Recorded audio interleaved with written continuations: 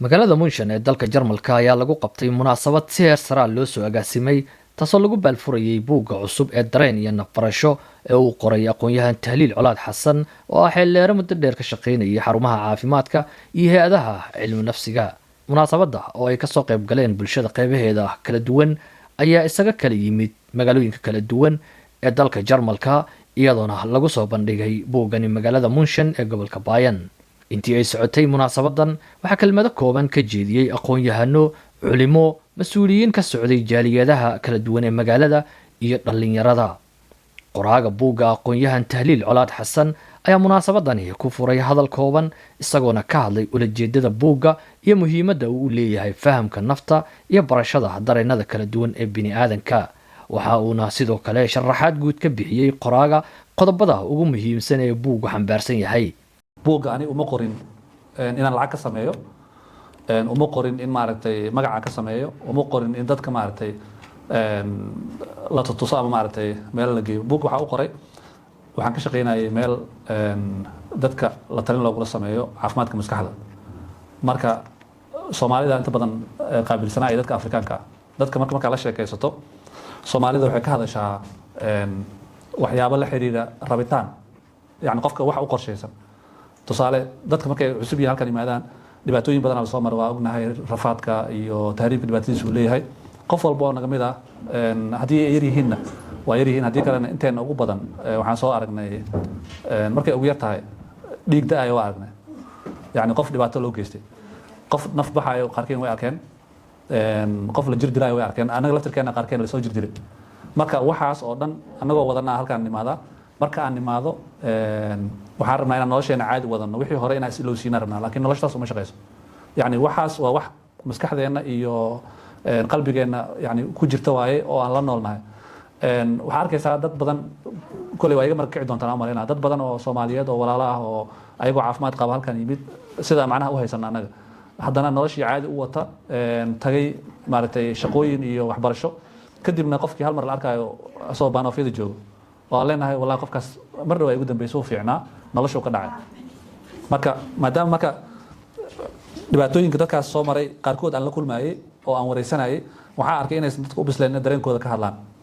inay yiraahdaan xaaladaas ay haysto, culayskaas ay haysto, waxaasaan dareemaa, uusan ka hadlaynin. xitaa kii ka hadlo annagaa ku dhaleecayna soo ma, waxaan dhahayna ninka waa qayrsan yahay, luqadda dhalinyarada ku hadlana mobile oo qaatay dhaha macnaha isla hadlay qofkaas.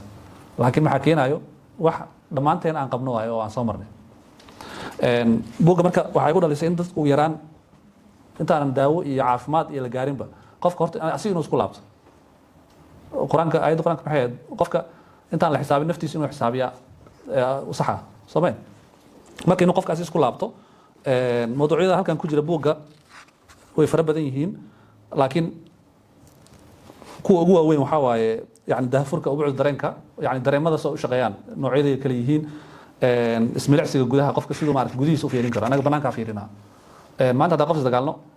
أنا قبل فيرينه محا أنا قلدن محا نسميه قف كان مكوحد جود حدود ما لا يهرت. wasiirkii hore ee cadaaladda Soomaaliya ahna imaamka masjidka Soomaalida Munshan Sheekh Cabdiraxmaan Maxamuud Faarax Janqow oo goobta ka hadlay ayaa uga mahad celiyay qoraaga dadaalka uu geliyay qorista buuggan, isagoona xusay in buuggan si qoto dheer uga hadlayo cilmi nafsiga, isla markaana waxa uu tilmaamay sheekha sida diinta Islaamku muhiimad weyn u siisay fahamka nafta iyo cilmi nafsiga. waxaan idinka rajaynayaa inaad soo dhibisaan weliba si xushmad loo soo dhibayaa.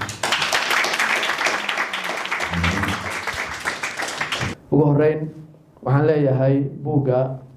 mawduuca ugu weyn waa buugga waxaa laga hadlaayo, laakiin qoraaga aan ku hormaro. qoraaga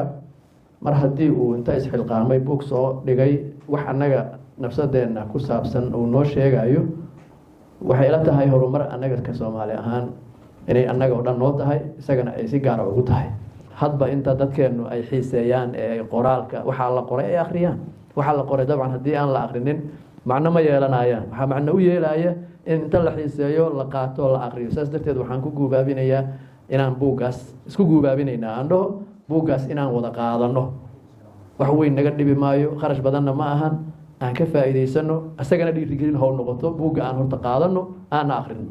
taas waa qaybta koobaad. dareen iyo nafbarasho waa arrin aada u culus waaye aniga annaga oo dhan qof kastaa wuxuu isleeyahay adigu waaba istaqaanaay maxaa iska baranaysaa anugu soo anigii uun miyahay maanaa isbaranaya ma haddaan dhashay maya waad u baahan tahay inaad naftaada barato qoraagu marka haddii uu na yiri war waxba idinka maqane naftiina barta yaynaan dhihin waa is-aqaanaae bal waxa la sheegayo bal inaa ay jiri karto jawaanib iyo dhinacyo aanan anigu iska aqoonin ayaa jiri kartee bal buugga ha lagu rogmo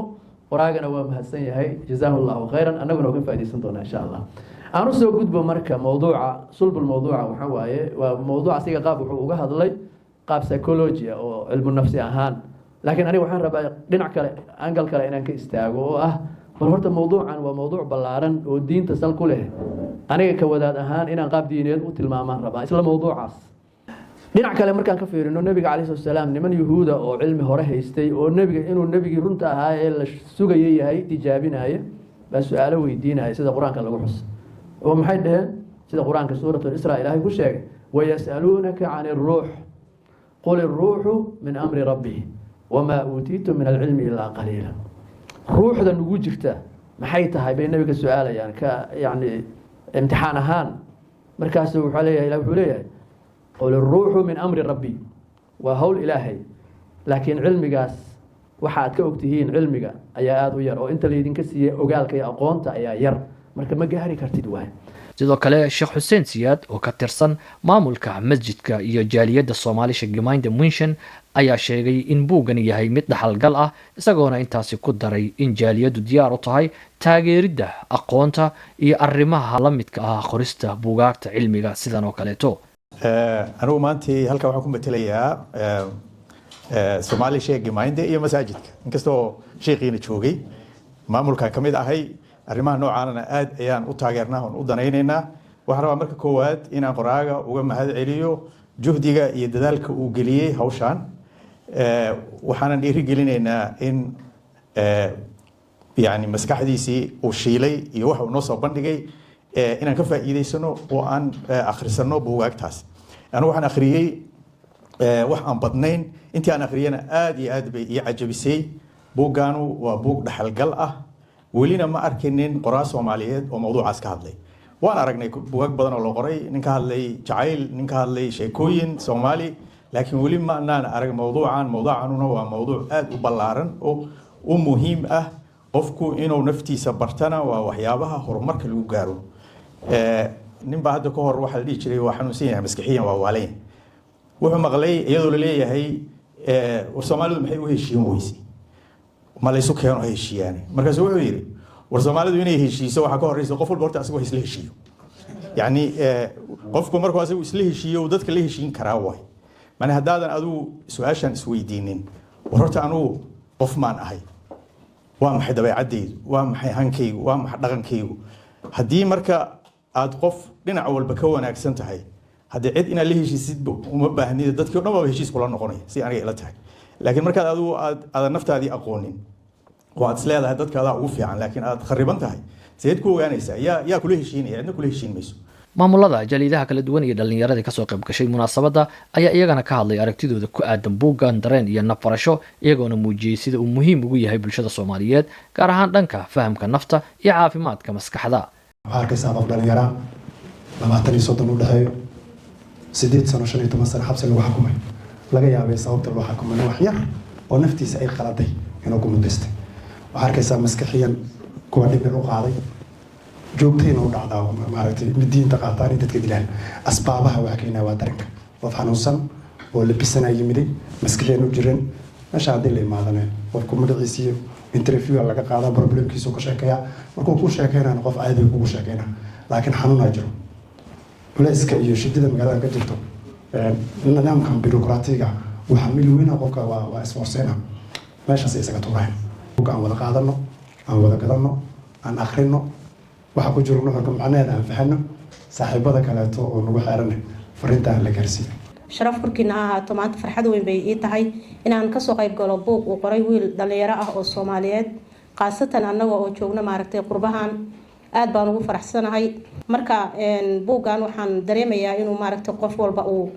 wax badan ka bedeli doono naftiisa hadii la qaato oo la gato oo la akhristo waana shay muhiim ah inaad adiga naftaada baratid. Naftaada markaad baratid waxaad ogaanaysaa sidaad bulshada ula dhaqmi lahayd, sidaad maaragtay adiga yacni qofka aad tahay unbaad yaad fahmaysaa. markaad qofkaad tahay fahantid ayaad qofka kale walaalkaayana fahmi kartaa. waxaan kaloo u mahadcelinayaa walaalkay Tahliil Colaad oo buugan maaragtay maskaxdiisa ay kasoo maaxatay inuu qoro oo weliba afkayga hooyo uu noogu qoro. aad iyo aad buu u mahadsan yahay. waxaan ka rajaynayaa buugan kaliya inuusan ku ekaanin buugaag badan uu noo qoro, wacyigelin badanna uu noo sameeyo. aad iyo aad baa u mahadsantihiin. asxaabta qiimaha badan oo reer Muujin ka yimaada barnaamijka soo qayb galay ayagana u mahadcelinaa runtii jarmalkaas kale dadka Muujin jooga waxaa ku xamalaan mar walba waxay tahay in aysan waxyaabaha kale oo jarmalka dhacay xataa iswar u hayn oo iska shaqeeyaan 9 shaqo iyo gurigooda bas u dhaxaan warbixinada jarmalku ku soo kordho isbuuci ka bacdi gaal dumar ka ogaadaan marka ayadoo saas tahay in hadda intaan qof ka soo qayb gashay waxa waaye waxa aad qaali ah marka aad u mahadsantihiin inaad walaalkeena garab istaagteen oo dadaal ah runtii buug in la qoro wax yar maahan wax hal habeen iyo laba habeen u baahan ma wax muddo badan qofka ku qaadanayo waa maskaxdiisa ka shaqaysiinayo oo erey walba ku qorayo oo sidii kar ereygan wuxuu wax badan kaga caawin karaa bulshada Soomaaliyeed ku sugan marka ina asiga dhiirigelino waxay la dhigan tahay Soomaali badan oo Jarmal ah jirto ayagana aqoon-yahanin ah oo buug iyo gabayo wax boqori karo in ayagana tusaale fiican ay u noqdo macnaha markay arkaan in walaalkooda la garab taagan yahay oo buugtiisa la akhrinayo in kuwa mustaqbalka ee raba ayagana buugta noocan camal ah qoraan ayagana lagu dhiirigeliyo marka insha Allah taala mar wada kala dheeray waa maasantiina ka soo qayb gashan asxaabta buugta la iibsado kaligiin ha iibsadina qofkii kale ugu kartaana u geysinaad kula talaa insha Allah duuleeraado qaybihii dambe ee munaasabada qoraaga buugga ayaa saxiixay nuqul ka mid ah buugga waxaana si weyn u qaatay dadkii ka soo qayb galay. warbaahinta Cusub TV oo mikrofoonka la dhex qaaday dadweynihii isugu yimid munaasabadan ayaa muujiyay dareenkooda ku aadan buuggan cusub iyagoona xusay inuu yahay buuggani buug cilmi nafsiyadeed kii ugu horreeyay ee noociisa oo ay gacanta ku dhigaan isla markaana waxa ay tilmaameen baahida weyn ay bulshada Soomaaliyeed u qabto xilligan buug noocan oo kaleeta ah. warbaahinta Cusub TV Kamal Xasan Xuseen magaalada Munshan dalka Jarmalka.